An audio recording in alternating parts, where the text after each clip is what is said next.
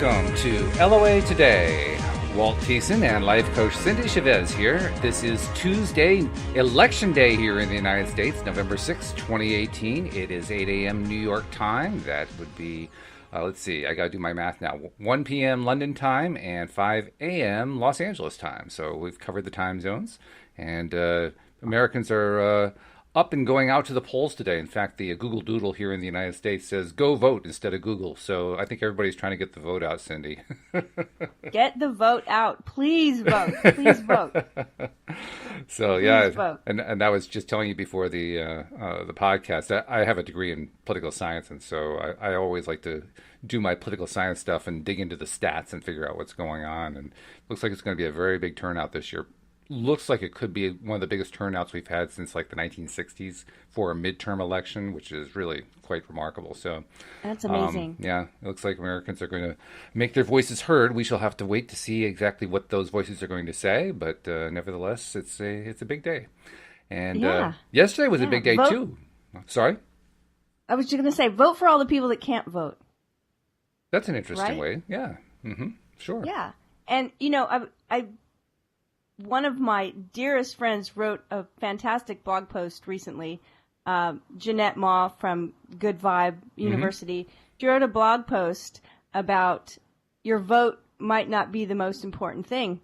And I thought it was really interesting because she made a point we make all the time, and that is your alignment is the most important thing. Alignment first. Right. So make sure you're aligned to the idea of having your vote count. Having the outcome be what you're voting for, having the ideals and the values that you're voting for be the ones that, you know, are the winning votes, right? Oh, absolutely. whatever that is for you. Like, because we say it all the time on the show. We say alignment first. And I'm like, yeah. I think that, you know, makes a big difference, right? If it didn't make a difference, we wouldn't talk about it here. So it's like, get into that groove of feeling the feeling of the wish fulfilled, like Neville says. Assume the feeling of the wish fulfilled, and then go vote. Yeah, I would say that it's actually even more important than voting. Not that you shouldn't vote. I'm just saying that if you vote and you do so starting not just from a place where you're in alignment, where you're in a good feeling place, but also where you're focusing strictly on phrasing things and thinking about things in terms of what you want and not phrasing them in terms of what you're against, your vote is going to have a lot. It's going to be a lot more powerful than just a single vote. I mean, there's a lot of people who will talk about how, well, one vote that doesn't count for anything really. And in the range of you know, large numbers, you can see where they come to that conclusion. But when you throw in the desire and the focus and the belief in what it is you really want, the vote just gets accentuated. I mean, it doesn't matter actually how you might want to physically count it. In terms of the energetic power behind it, it becomes immense. So, you know, I would say combine the two together and make yourself really a super being. Put it out there what you want, not what you don't want, you know? Yeah, people think their vote doesn't count, and then we see these races where someone wins by like 20 votes or something. Right. It does happen, right? It does happen. Like, yeah, it's true. So, no doubt about it. And we also had a fun day yesterday afternoon during the afternoon podcast with Patty Framo. Patty has been bringing people on who wanted to get some coaching, to do some live coaching on the shows. And, yay, very good. Yeah. And yesterday we were, I was kind of kibitzing, trying to help along. Patty was leading it, working with this person who was trying to improve her financial situation and a variety of things in her life. And we were helping her get focused on what it is that she was, you know, feeling about what were her desires and how would she feel about them. And our discussions about Neville really helped. Neville Goddard, because, you know, the basic phrase you like to use, assuming the feeling of the wish fulfilled, and what that means and what we've talked about. I was using a lot of that, and it was actually helpful to her. So our Goddard episodes are paying off, at least for one particular listener, and hopefully for people who are listening in as well. Well, I know I've gotten a few, you know, shout outs about it and had the same comment, like, thank you so much for talking about Neville. And, of course, I get a big smile on my face when I hear that, because I love Neville. And so, yeah, I want other people to, I think with Neville, it might be easy to give up quickly because, I mean, I've definitely started to read a book and put it down because it just wasn't easy for me to read. It wasn't resonating with me, whatever. And so I can imagine someone picking up Neville and putting it back down because just doesn't, it's a book that was written with a language that seems a little old-fashioned, and there's a lot of sometimes scripture quoting and things that may or may not, I can totally see someone just putting the Neville book down and going back to something else or going forward to something new that seems like it makes more sense. Right. So I'm always happy when people like hang in there with Neville a little bit, because if you keep digging, you'll find the treasure. So absolutely. Yeah. Very good. That's exciting. It is exciting. It was fun. It was really good. I liked it a lot. And I'm looking forward to our continued discussion of the book we're currently working on. We're up to chapter 2 of Feeling is the Secret. And once again, we have to put our Neville decoder rings on because you have to be prepared to kind of do some translating in order to understand exactly what Neville's talking about. But fortunately, we have the translator extraordinaire on this program who's going to help us with that kind of thing. So, oh goodness, well, I will do my best. Your best is pretty darn good, I have to tell you. Your best is really good. Thank you. Your best has helped me to make sense out of something that I had trouble making sense out of, and that was Neville Goddard books. Because I mean, some of it is pretty straightforward. Some of it, when you first read it, you say, "What? What are you talking about? Speak English!" But that's what I was saying too. Is the language is, first of all, most of these books or many of his things were written in the 1940s. So the language has changed a lot. Anyway, just our common, normal, everyday language has changed a lot. And then some of his ideas, the way he explains them, or the phrasing that he uses, is not really words we hear too often. So right. you have to be determined, I think, to get it. But absolutely. But it's worth it. Eventually, it's like you said, the Neville decoder ring. Eventually, it's kind of like algebra. One day you just go, "Oh, I get it."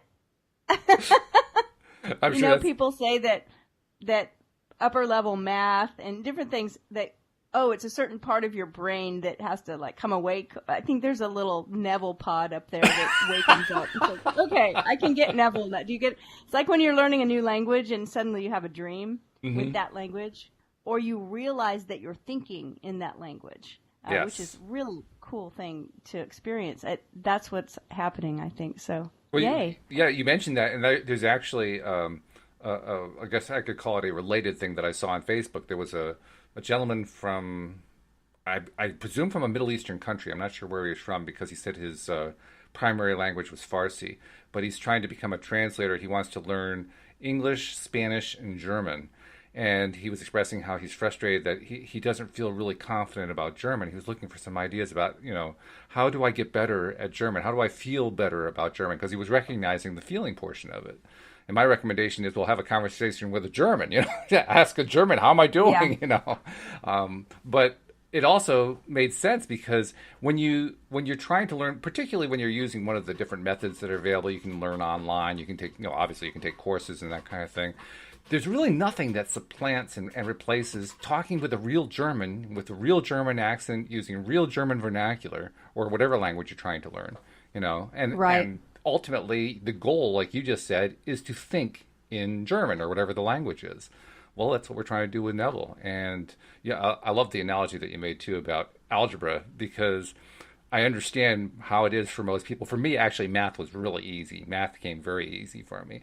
And so, early on in my life, I'd look askance at people like, why can't you find this easy? This is easy. I don't understand, But having run into the Neville situation, it's like, oh, yeah, well, now I understand. I remember a friend that when she was in college, and she's a math professor, but when she was in college, there was some course, I don't know what it was, trigonometry, advanced, I don't know, something, and she just couldn't get it. And I remember her mother was actually a friend of mine and said, oh, just, send prayers her way, because her professor said, don't worry about it. It's an abstract way of thinking, and at some point you are going to just get it. But there was a lot of doubt that would happen. It's like, yeah, I don't think this is going to happen. And then it happened, and she went home and she had told her mother, I get it. Like, I get it. Like in one moment, just everything was, oh, I see how it works. Like I get it, and I've seen that with young children with reading. Sure. 3 or 4-year-olds learning how to read and kind of struggling through it. And then one day, it's just like everything makes sense all of a sudden with reading words on a page. And so that's what we're going for. I like what you said. We want to think. We want to be able to think Neville. Yes, I want to absolutely. be able to. I want these ideas and concepts to be second nature to me. Mm-hmm.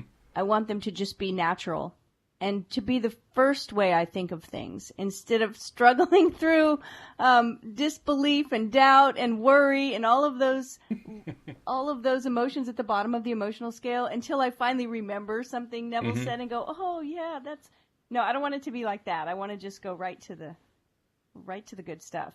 And the fact is, the Neville decoder ring, we make fun out of, the fact that we have this Neville decoder ring, but it really does make a difference. And the reason I say that in the context of our current conversation, Louise and I, my wife Louise and I have talked about this a lot because she always struggled with math as well.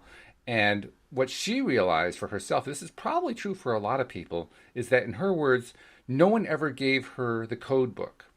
And what she means by that is when you're learning math, there are a number of shortcuts that you can learn in order to smooth out the learning process for you. Little rules that you can pick up that you apply this rule and that's multiplication. You apply this rule, that's addition. And like with word problems, you remember word problems from math. If you wanted to understand what the word problem was saying, you had to decode words and realize that this word meant that and this word meant that. And once you could get that code book down pat, the math would come a lot easier. Well, she was never taught the code book. I was taught the code book. I never realized I was taught a code book, but I was. And that does make a difference. Well, that's why I'm so grateful for the Neville decoder ring. I mean, you've basically been decoding stuff and helping me make sense of it that I couldn't make sense of before because I didn't have any translator. I didn't have any way. I didn't have the code book to point to say, oh, when Neville says this, he really means that. Oh, okay, I get it now.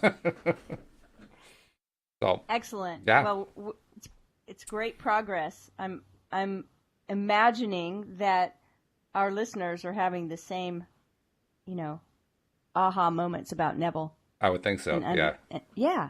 So. Well, actually, we know so excellent. because we've been getting some good feedback about Neville. Yeah. By the way, speaking of our listeners. Well, yeah, we have to get some promos out. But I was just remembering, we also have an email that I wanted to respond to from one of the listeners. And so I'm going to try to bring that email up. And while I'm bringing that up, I'll also do the promos. So first and foremost, if you're not yet a subscriber, we want you to become a subscriber. And, of course, the easy way to do that is to go to the homepage of our website at loatoday.net, where you'll find icons for both iPhone and iPad users, as well as an icon for an Android user. You just click the right icon, and it just walks you right through the process. Of course, many people know how to search for a podcast themselves, so if you know how, you just look for loatoday.net in your podcast software. And also for our new and our existing subscribers, please continue to share, or maybe even start sharing if you haven't been sharing. If you haven't been sharing, like, come on, share the wealth. This is good. This is stuff people need to know about. But put it out on social media that you've been listening to loatoday.net. And really, we want you to do it every time that you listen to an episode, because if you do the repetition, it means, first of all, you're really putting out to the universe, I like loatoday.net, and the law of attraction is going to help find more people who are also in tune with the same kind of message, and we're going to start spreading the word at a faster and faster clip. So, please do take the time to put out the word and share the word and let people know, I'm a listener and I want you to be a listener too. We also, like I said, we got an email from Karen, a listener named Karen. This is actually, she sent two of them really, but the second one was more detailed. And I wanted to bring it up with you, Cindie, because I knew you'd have a really good take on this. So let me read it to you.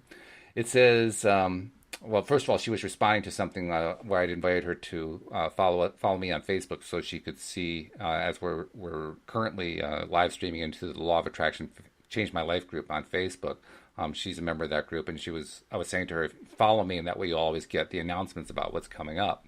So she said, yes, I'm going to follow you, and I'm grateful for your response. I would like to know if you could help me with your energy in manifesting the funds I need to pay my bills this month. I need to manifest $3,000 today. I believe it's possible. I am imagining it as I type. I know it can happen. I'm ready to receive it. If you could help in any way, I am grateful for the extra energy going to my manifestation. I'm kind of new to this, yet have complete faith it's doable. Thanks. I'll tune in Friday to be part of the 8. She means by that we're going to do a special session on Friday based on the book The Power of 8 by Lynn McTaggart. She says, I live in Northern California, so I'll figure out the timing as I don't want to miss it. So she's raised an interesting issue there, Cindy, about I need to manifest money right away.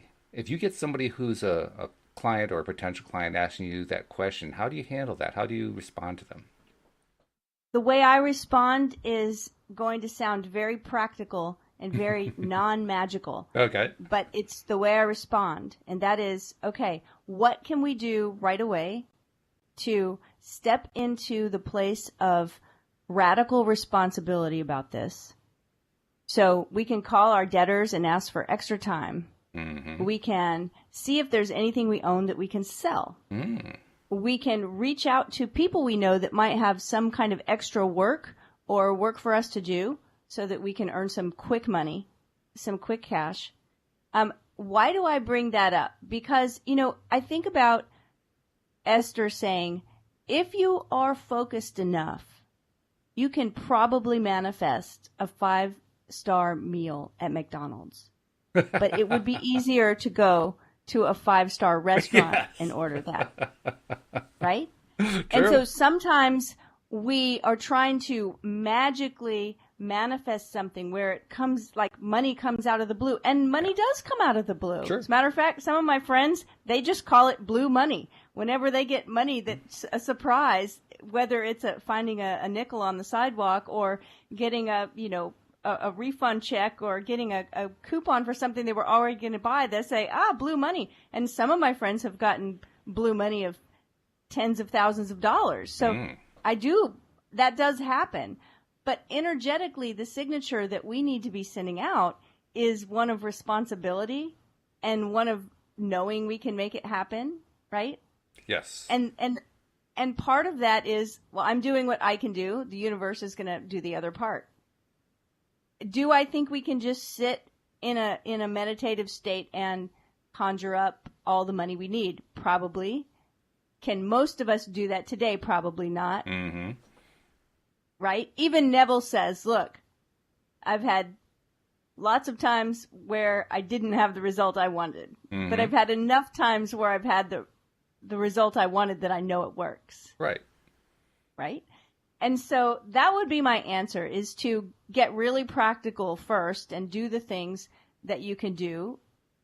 But also, I shouldn't have said first, alignment first. Yes. In other words, get yourself into a space of assuming the feeling of the wish fulfilled. Get yourself in a space where you know that it's going to be taken care of.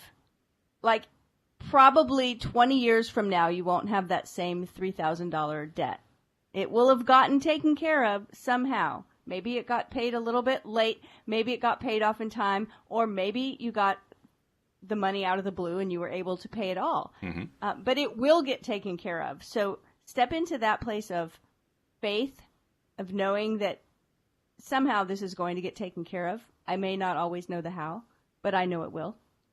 Get your vibe into that place. Meditate. Get yourself into a good mental state. And then see what you can do to start the process. See what you can do to start the process and expect miracles. Expect that opportunities are there. Expect that maybe you forgot about some money that was available to you somewhere, right? Just expect that it's going to be taken care of. That's my take.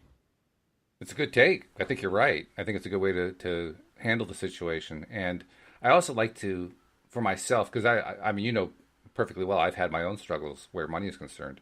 And I've noticed most often when I'm in that place where I'm feeling the most needy, I don't normally immediately recognize that I'm needy and that the needy is holding me back.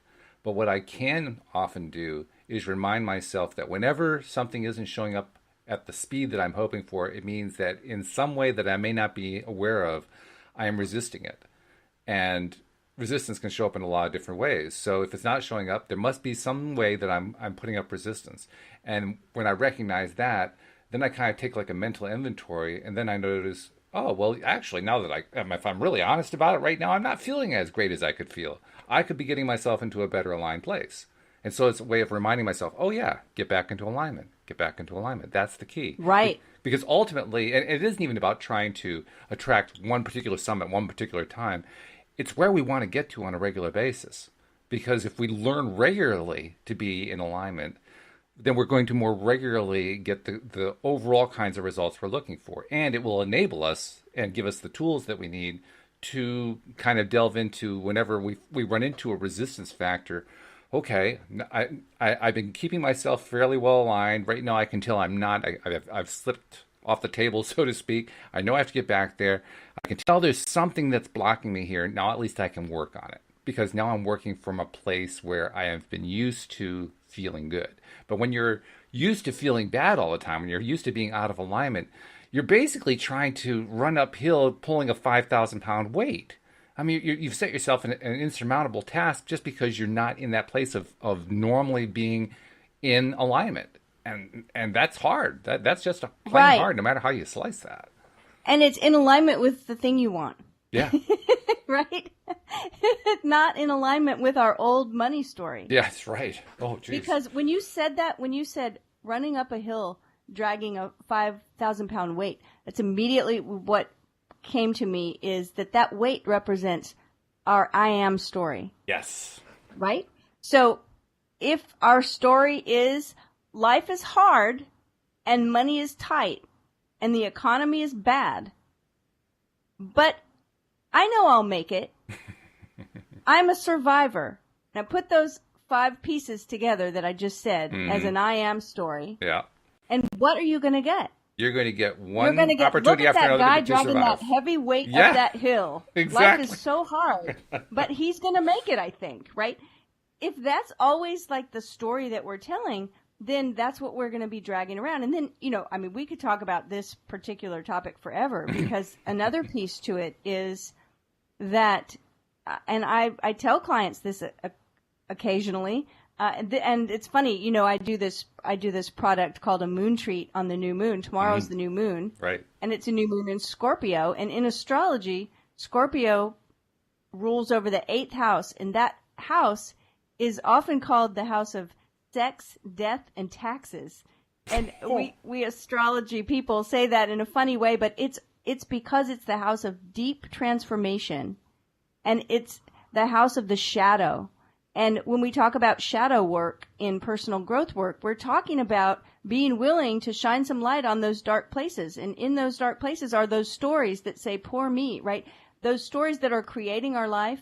So occasionally what I say to a client is, okay, I see the situation you're in. You're really upset about it. It doesn't feel good. And you know what? Part of you is really digging it. Part of you is into this. No. Part of you likes being in that place of victimhood. Part of you likes being in that sad place where nothing's working out. Why? I don't know. There's a million reasons why. Maybe because when we're in that place, we feel like we don't have to take the responsibility. Maybe we're tired and we're just rather be in this place where we can say, oh, just chuck it all. I'm not going to worry about it. Maybe we're in this place because we really want to be taken care of. Maybe we want someone to say, you know what, I'll take care of it. Because we want the feeling of someone loving us and taking care of us. And this is how we're getting there. Like, because we haven't found a better way to get there, right? And this usually moves us over there. Oh, I mean, these are all true reasons why this happens and why we get into a spot where part of us is saying, oh my goodness, this is the worst. This sucks. I don't want this. I've got to get out of this place. But actually there's a shadow part of us that's like, I kind of like it here. And we don't talk about it. Why? Well, because sometimes we're ashamed or embarrassed, or we think, well, I'm not supposed to like it here. Like, I'm not supposed to, this isn't supposed to be a strategy that people agree with. But sometimes it's there. And that's why this is so important. We've read it in the first chapter of this book. It's the Hermetic principle of as above, so below. As within, so without. Those things that are in that deep, shadowy place that we don't pay attention to, they start showing up in our situations and in what we're manifesting. That's why we want our higher, wiser self. That's why we want to be in alignment with that part of us. Mm-hmm. We want Yep. our subconscious and our conscious to be united and in agreement of wanting the same thing, because then we have a united will. Then we can have some power and we can consciously create what we want. So there's a lot at play here when we get into these situations, and we're all in one of those situations. Oh, It God, might yes. not be money for some of us. It might not be, but there's, right? We're all here to learn more about how we can consciously create what we want, because we all have things we want to create. And Contrast is normal. And we all have ways that we're blocking our own creation without realizing it. And that's just part of the human experience. We're learning what those are so that we can deal with them and handle them with the way we most need to handle them. That's part of it. For the person that's struggling financially, I want to tell this quick story. Years ago, I had a situation where I was really, really struggling and had all of these things that were coming due. I hadn't even looked at my checkbook balance because I just didn't want to look at it. I mean, I wasn't paying attention because I had this very, fatalistic probably way of thinking about it at the moment. But I was like, hey, there's no money coming in and there's no money in there. So why do I look at it? I can't pay these bills. And I realized I was doing exactly what I'm talking about now, that I had this story, that I was feeling like a victim, that I was like, oh, this just sucks so bad. So I thought, I need to step into that place of, if I want to be financially successful, if I want to be the CEO of my own company, if I want to be somebody who handles it like someone that's got the resources, how would I do that? Because it wouldn't be sitting here thinking, oh, this is so awful. I would make a phone call. I would do something. I would step into that place of responsibility. Mm-hmm. So that's what I did. I did look at my ledgers, and I did get the numbers down to the penny where I knew they were, which was pretty close to a penny. and I started making phone calls. I started calling people that were waiting on a check from me. I called the bank. And the crazy thing is that as I started making those phone calls, I felt so powerful. I felt more powerful financially than I'd ever felt even when I had oodles of money. Like suddenly I just felt in control of my own situation. I felt like I had power to create whatever I wanted. I had the most lovely and wonderful conversations with people that said, oh, okay, how can we help? Wow. Bankers and creditors saying, well, okay, how can we help? Can we change your payment where it's lower? Can we make it to where this payment isn't due for 15 more days? It was unreal. And I was like, yeah, that would be great. Okay, perfect. Like when I got done with all the phone calls and when everything felt like it was going to be okay, right? It's like it was going to work. I just felt like, why did I ever not stand in this place? It's a good question. Why wasn't I standing in this place before? Nothing changed. Nothing really had changed, right? I hadn't gone out to get the mail and found a check for $1 million. Right. Nothing on paper had changed in that moment, but everything had changed energetically. Which is the most important thing. Yeah. Right? Yeah. So, okay, short little story that might be useful to somebody. That's a good story. Thanks for sharing it. I'm going to make sure I include that in the notes for the podcast, too. That was a good one. No, seriously. Well, and we forget about that. Actually, maybe people don't even know about this, but creditors very rarely hear from the people who owe money. When they do, and the people are just blatantly honest, like, I want to handle this, but I'm having trouble handling it, they'll just jump in to help because it's such a rare thing. Like, oh, wow, here's somebody who actually is willing to be responsible. They're in a tough spot. Maybe I can give them an idea. Maybe I can help them. Maybe I can, do something to make it easier for them. They love that. That's actually an improvement on their day. Imagine what they're doing all day long. They're taking all these phone calls or perhaps making phone calls to people who are deadbeats who aren't making their payments or whatever. And it's a miserable thing to do. Now all of a sudden they got somebody who they can do something good for. Whoa, what a different feeling that is for them.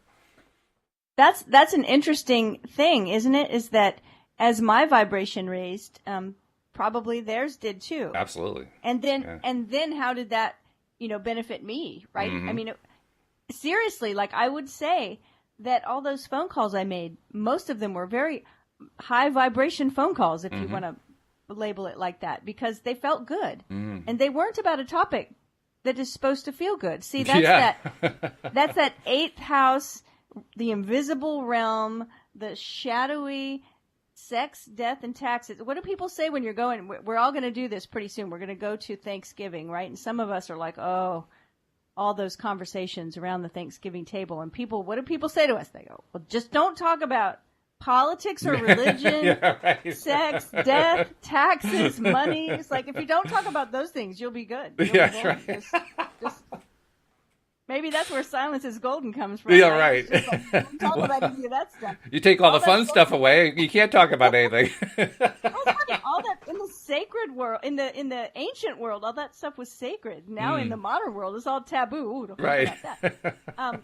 And so, but as we delve into those places, as we're willing to have that difficult conversation, the vibration is suddenly higher. It feels better. We're taking responsibility. We're moving up the vibrational ladder, moving up into better feeling places. So, my dad, when I was a kid, I was a young teenager, my dad had a successful business, and we went through one particular year.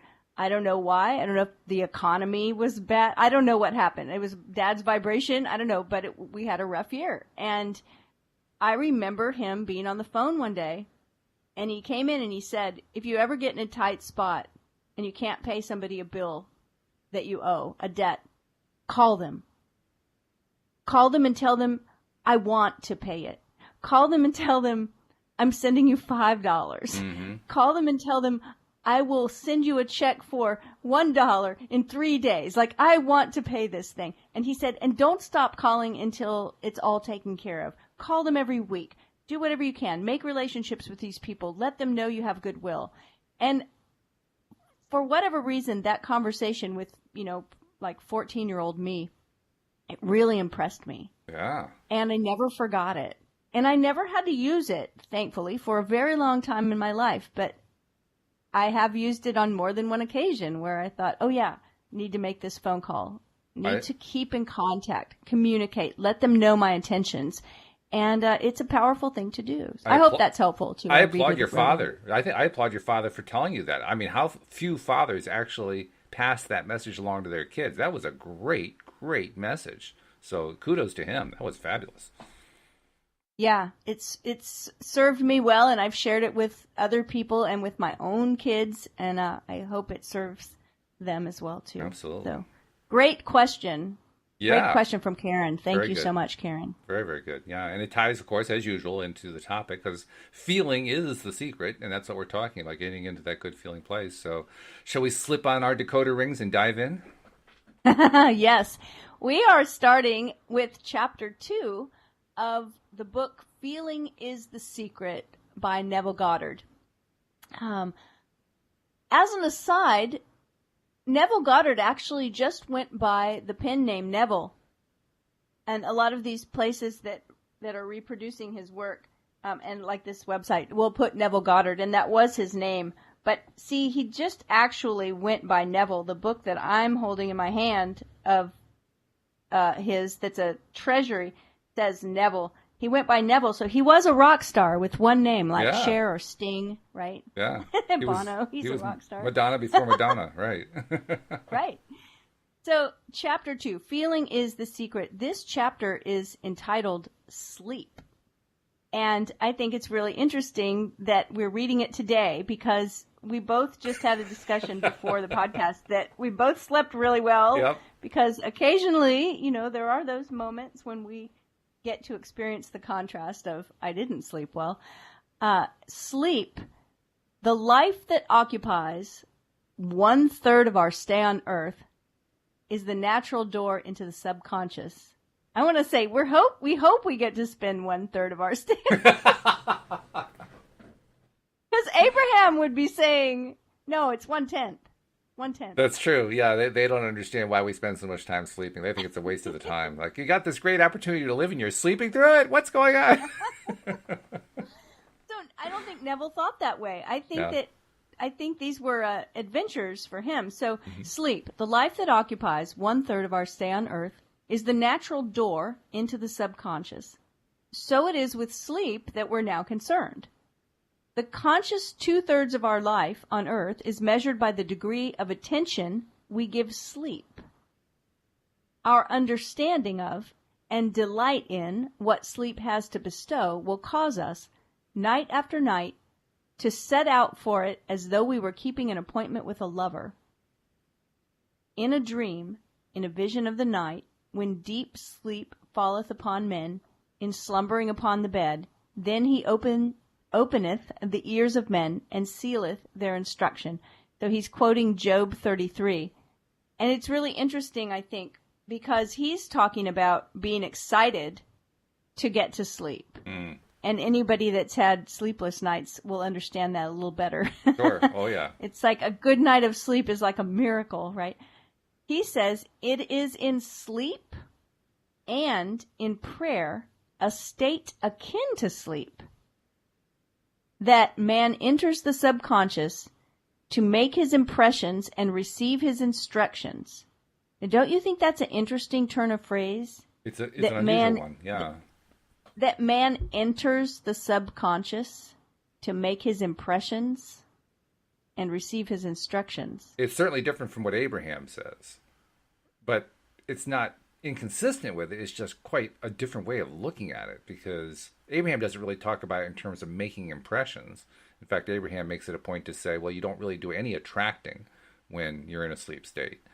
But they also talk about how when you're in a sleep state, your dreams are reflective of this is my words, not their words. They're reflective of what you're trying to let go of and what you're dealing with in your life.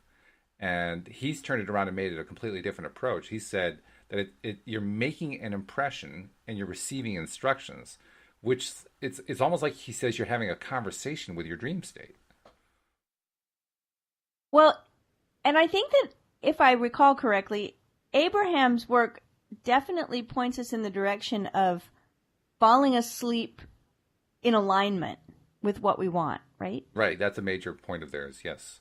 Okay. So, and I think that's Neville's major point too. So in that, there's agreement. Mm-hmm. It's just what happens after that. Right? Well, I think they're still agreeing. I think they're just looking at it differently. Neville's looking at it in terms of how do you interact with it. Abraham's saying this is the result of it. You know, one's the interaction and one's result, you know? Okay. And so earlier in the first chapter, we talked about the conscious being male and the subconscious being female. He's bringing that up against here. He says, he says, the male and female become one flesh. In these states, the conscious and subconscious are creatively joined. The male and female become one flesh. Sleep is the time when the male or conscious mind turns from the world of sense to seek its lover or subconscious self. The subconscious, unlike the woman of the world who marries her husband to change him. Oh, jeez. Unfortunately, as a relationship coach, I know this to be true in many cases. Oh, God. Unlike the woman of the world who marries her husband to change him, the subconscious has no desire to change the conscious waking state. But it loves it as it is and faithfully reproduces its likeness in the outer form of world. So here we go with the as within, so without, as above, so below, right? Right. And what I like about this particularly is that reminder that the subconscious doesn't have any desire to change the conscious waking state. Now, it absolutely has the power to. It just doesn't have the desire to, which is why when we're telling a story that isn't really benefiting us, but we tell it over and over, planting those seeds in the subconscious, the womb of creation, that the subconscious doesn't say, oh, that's not good. You don't want to plant those seeds. That's true. I don't want to create that.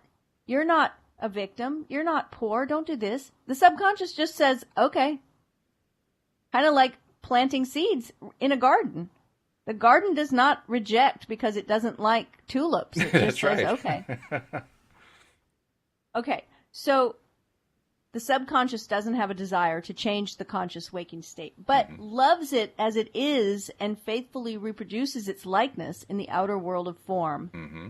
The conditions and events of your life are your children, formed from the molds of your subconscious impressions in sleep. They are made in the image and likeness of your innermost feeling, and they may reveal you to yourself.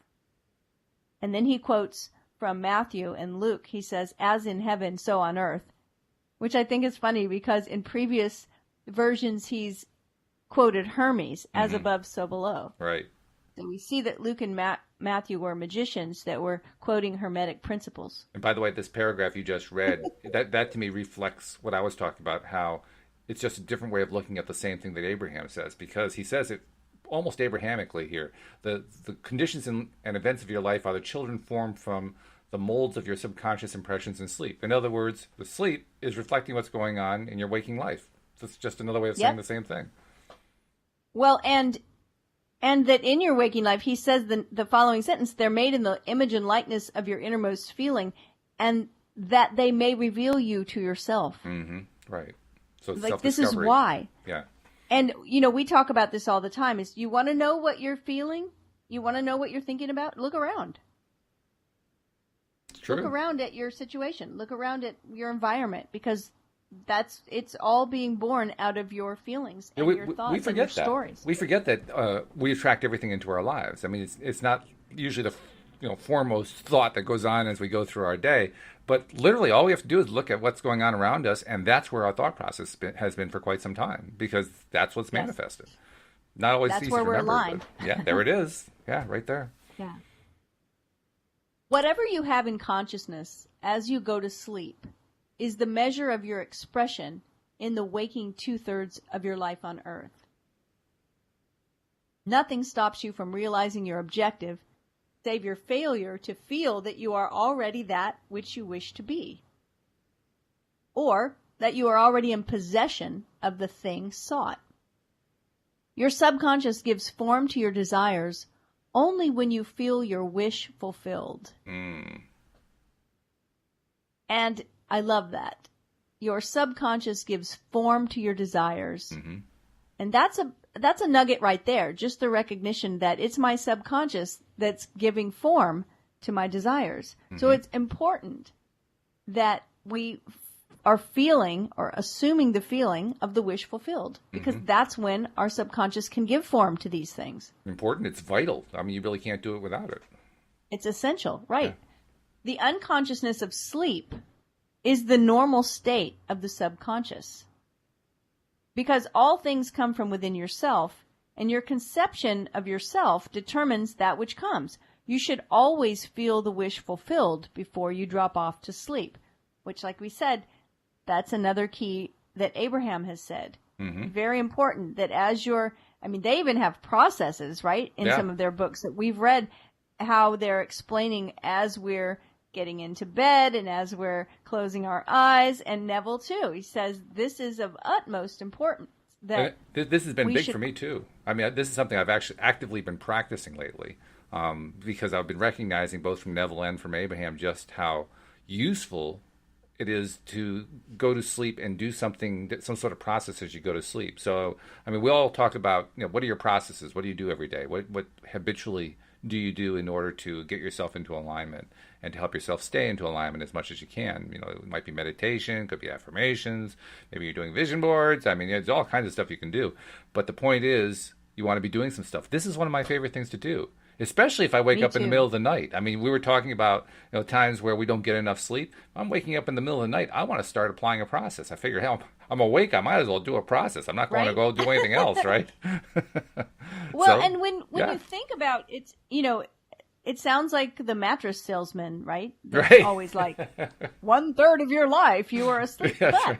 Here's the thing: if we can use a process that in turn, which is feeling assuming the feeling of the wish fulfilled as we're dropping off to sleep, that one process affects what's happening for that third of our life. Because although that process may only take us moments, it's continuing on as we're sleeping, which is what I think Abraham talks about a lot.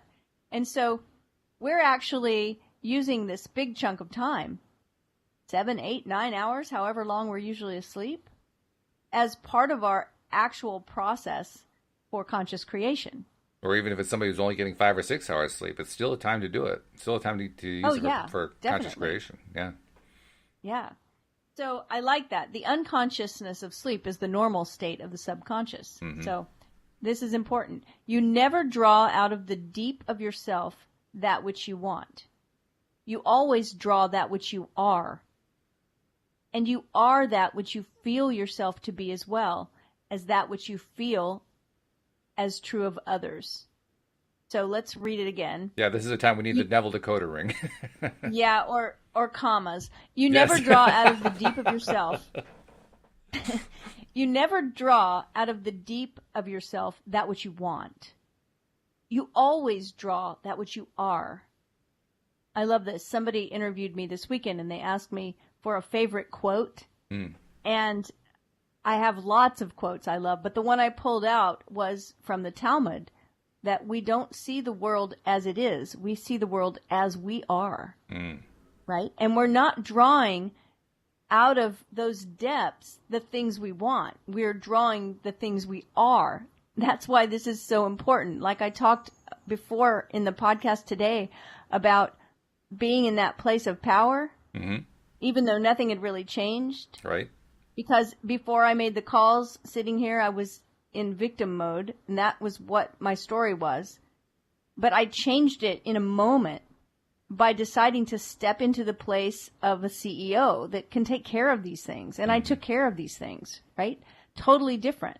And the experience that started happening was drawn out of that place instead of out of the other place. Much so more this powerful. doesn't have to take months and years, but we have to maintain it. And we do that by being careful to assume the feeling of the wish fulfilled. Well, we do. And this is, to me, one of the biggest themes of all. It's one that I've tried to address a few times here on the podcasts, sometimes with success, sometimes not quite so much success as I'd like. But there are so many times in life, and you and I have talked about this quite a bit, where we just don't feel like we can get into that good place. We just feel blocked. And no matter what we do, no matter how we struggle or whatever, we just can't seem to get there. And yet, as your example very beautifully laid out, even if you're in a really rough place, if you just take an action that is in alignment with getting into alignment, literally, getting into alignment is where your alignment is as you're doing it, you can actively change the vibration even though you're in a bad place. I mean, I think that's what your analogy about what the Scorpio, the 8th house, is all about.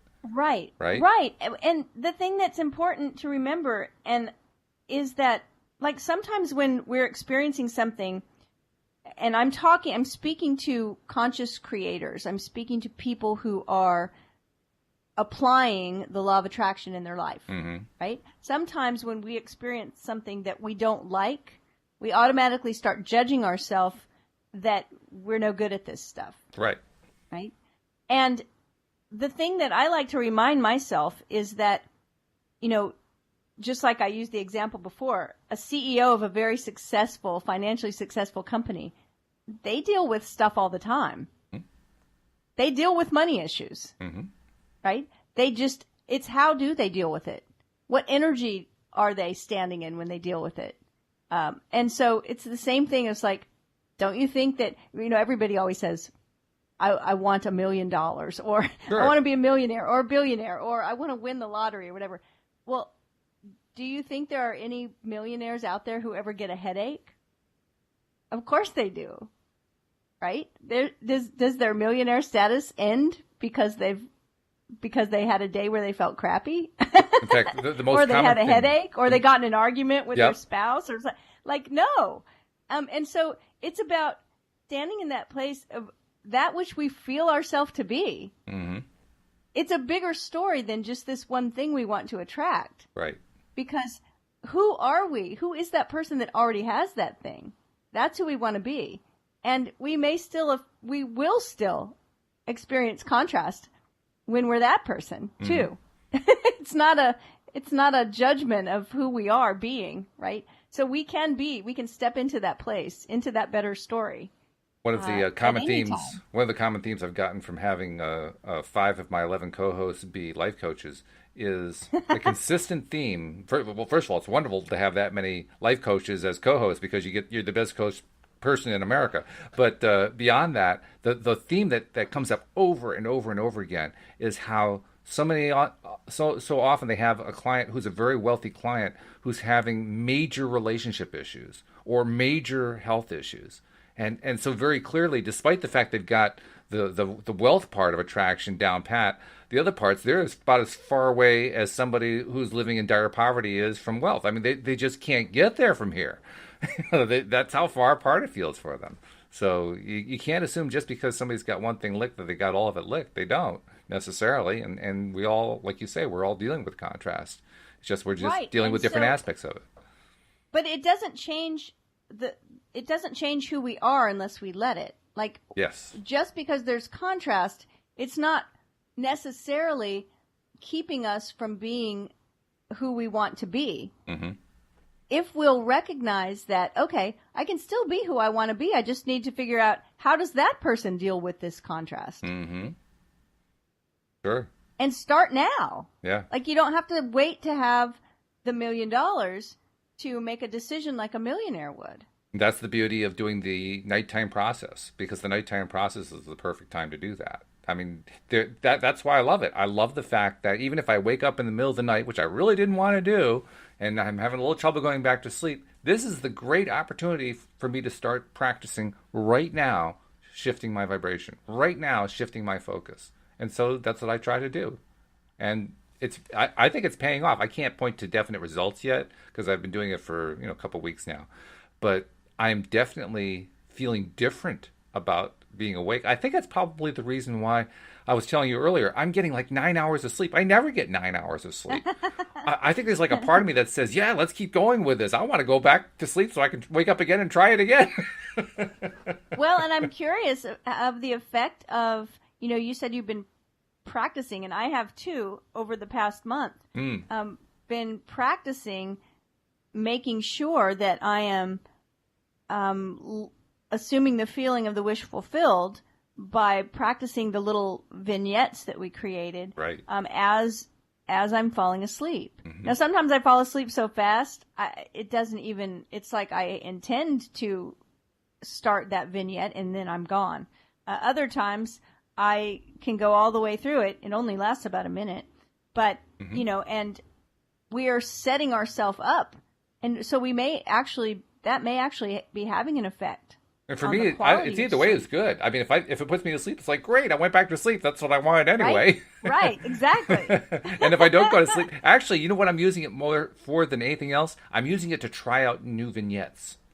I'm creating, like last night I tried a vignette I never tried before. And I was actually awake for about 5 or 10 minutes doing it.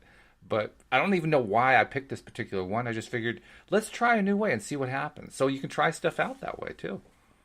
The first time I read these ideas from Neville, one of the things that really, really struck me is how many times myself and my clients, people I know, I mean, it's such a common theme, it's almost a meme, right? And that is worrying, up all night worrying. Ugh, yes. Tossing and turning because you're worrying about something. Mm-hmm. And I thought, oh my goodness, if this 1/3 of our life has this much power, and our thoughts in this space of time every day has this much power in our life, what are we creating when we're worrying ourselves to sleep? Very when true. We're right? It's like so much better. And I think it has to have an effect on not just what we create, not just what we manifest, but actually on the quality of sleep, which is important. So, absolutely.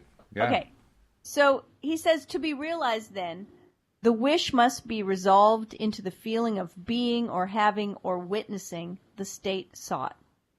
This is accomplished by assuming the feeling of the wish fulfilled. The feeling which comes in response to the question, how would I feel were my wish realized, is the feeling which should monopolize and immobilize your attention as you relax into sleep. You must be in the consciousness of being or having that which you want to be or have before you drop off to sleep. And you know, even in the story that I told today, when I look at this question, how would I feel were my wish realized? Right? I was like, how would a CEO deal with this? Mm-hmm. How would I feel if I was very successful financially right in this moment and I was having to deal with something like this that came up? Right. How would I feel? Oh, I would feel empowered. I would pick up the phone. I would talk to my friends at the bank, right? I would just call everyone up. And it was an instant shift. It's a good thing to remember, really, because when we're dealing with the issue of, okay, what am I feeling? We were dealing with that yesterday with the person that Patty was coaching, because we were kind of getting her to hone in on, what are you feeling right in this moment? What's your ideal feeling? What would you like to feel? If your dream were to come true, how would you feel? And there were long pauses. You could tell she was processing it, and the reason she's processing it, I totally get why she's processing it, because I've done the same thing. You're trying to say to yourself, well, what do I feel? What would I feel? What does this feel like? And sometimes we have a little trouble putting that into words because we haven't spent a lot of time there. So it really does become a very key thing. Just taking some time to ask ourselves, what does this feel like? What am I feeling like right now? Not just what am I looking at from the observer position and saying, well, I think I feel this. What am I feeling? What am I really feeling deep down?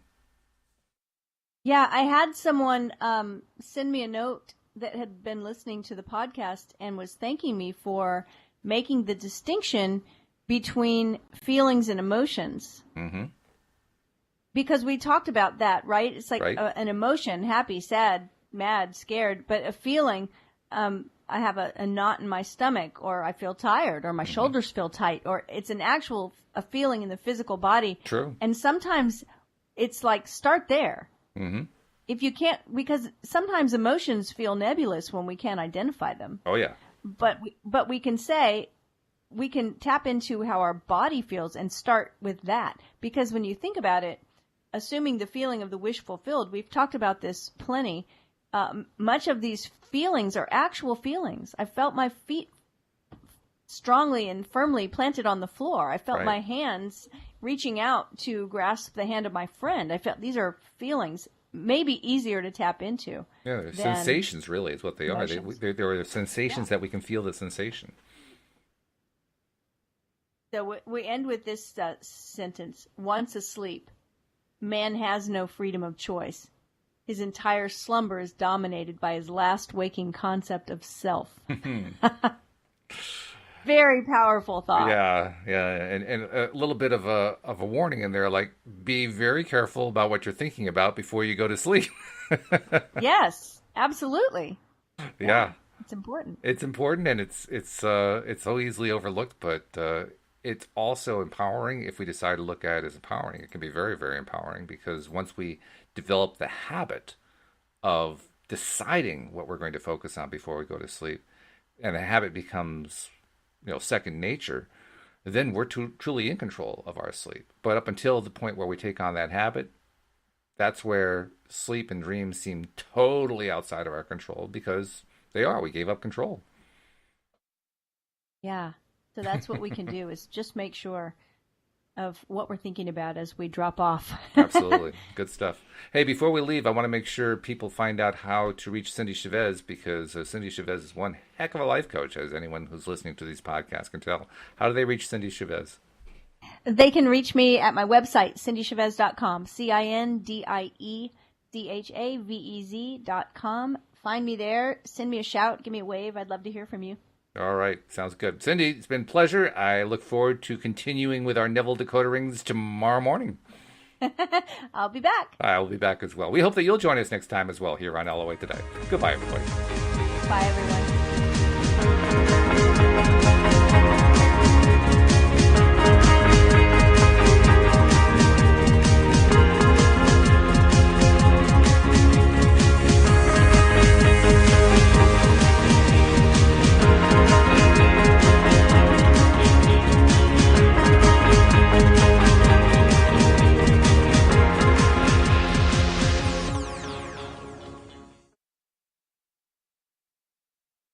The broadcast of Facebook Live has stopped. Recording has stopped.